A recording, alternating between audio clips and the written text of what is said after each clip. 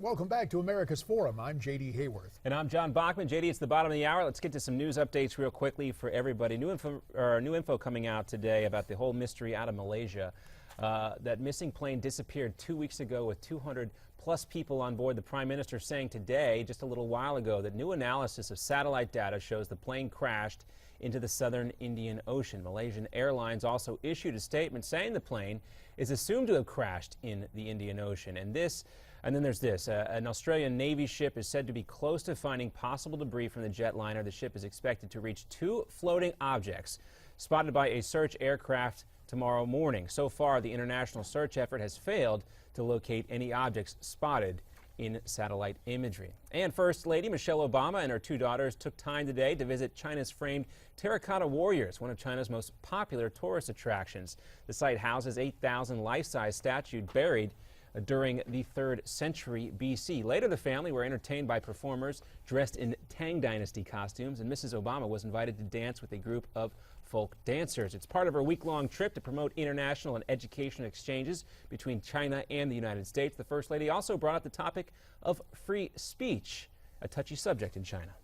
My husband and I are on the receiving end of plenty of questioning and criticism from our media and our fellow citizens, and it's not always easy, but we wouldn't trade it for anything in the world.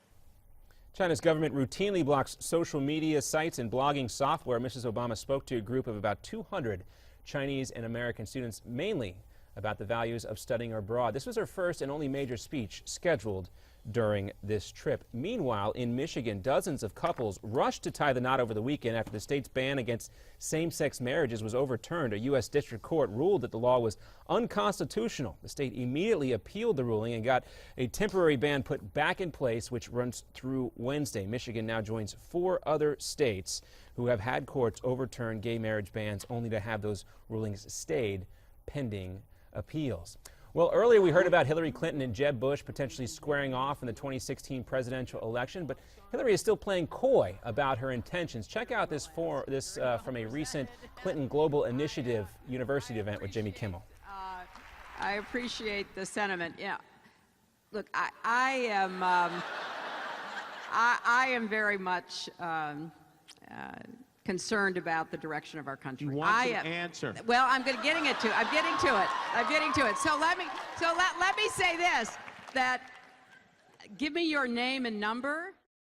Well, that voice was Jimmy Kimmel. You heard urging Mrs. Clinton there to go ahead and answer the question that everybody is asking, and everybody knows, I think, what the answer is due. The student who asked that question about whether or not she was going to run went on to gush that she would be happy to help with Mrs. Clinton's campaign. John, we should point out that symposium took place at Arizona State University. Yes, a place you know pretty well. A district that I used to represent. In fact, when the district lines were redrawn and I was awarded Arizona State, a fine institution in its own right, but the leanings of students notwithstanding, I knew it was only a matter of time, and that's the case. So you get a little flavor with the hospitality there for the Clintons, why it wasn't exactly prime real estate for a conservative Republican's congressional district, but so are the slings and arrows of elective office. Let's go ahead and bring back in Ben Wikler, who's a Democratic strategist. We had him on the last segment. We want to continue the conversation. Ben, we just heard that soundbite from Mrs. Clinton there,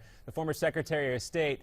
You know, I guess everybody knows she's eventually going to make the announcement, but she was kind of laughing there, responding as if she was a nervous schoolgirl, responding to the request for a date. What do you think about the former First Lady's comments? I think she was responding like she was a charming potential candidate responding to a request for an announcement. Yeah, that's the way it looks. This is the fundamental difference, and John just has his opinion on it. But more to the point, Ben, is Hillary inevitable? Because all the talk is, and I know there are other people with ambitions, most notably Vice President Biden, and from way out west, maybe former Montana Governor Schweitzer, and then of course from that reliably Democrat state of Maryland, you've got the governor there talking about running.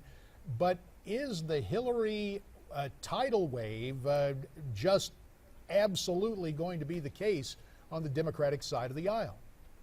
You know, JD, as I'm sure you'd agree, there's nothing in politics that's ever inevitable. So I don't think we ultimately know the end of the story. I think she's certainly an extremely strong candidate who has an incredibly excited base of support that she's been building for decades at this point. I think there will be a primary. There pretty much always is, and there will be important arguments hashed out in the course of it. But do I think she's a titan and a powerhouse? Oh, absolutely. And we can kind of guess here, Ben, there's going to be a challenge from the left, whether it's Elizabeth Warren, whether it's somebody else here. Do you think that is going to cause much of a problem for Hillary Clinton? And I guess my question is there any difference between 2016 and 2008 when she was challenged from the left? Sure. I don't think this is like a Jimmy Carter, Ted Kennedy type situation.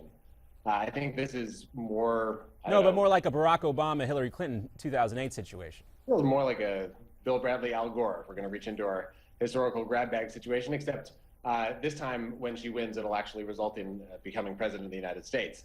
I think that the thing that'll happen is that there will be a public discussion about where they want to take the country. And I think things like expanding Social Security or the minimum wage will be a great example of where that discussion goes. The great thing is that my sense of where Senator, Secretary, future President, former First Lady Clinton is headed is that she is ready to engage in that debate, and she's ready to stake out bold positions at the right time on issues that a lot of people are looking for her voice on. So I think it's actually pretty much just a good thing that there is a period of time where this conversation will be happening in a public way.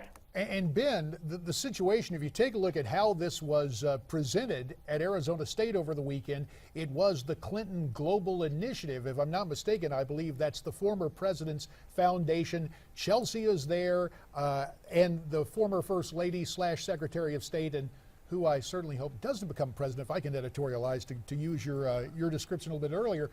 But the advantage of having the foundation, having Mrs. Clinton out of office, able to accept different stipends and honoraria for speaking, it does really give her the best of both worlds right now, does it not?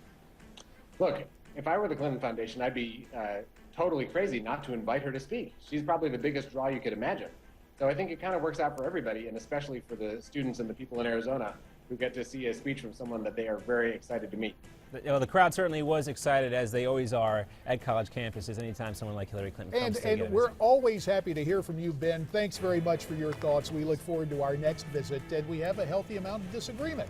That's the way it works. We welcome your comments as well. Social media, tweet us at Newsmax, #America's Forum. You also can go to Facebook and to email connect@newsmaxtv.com.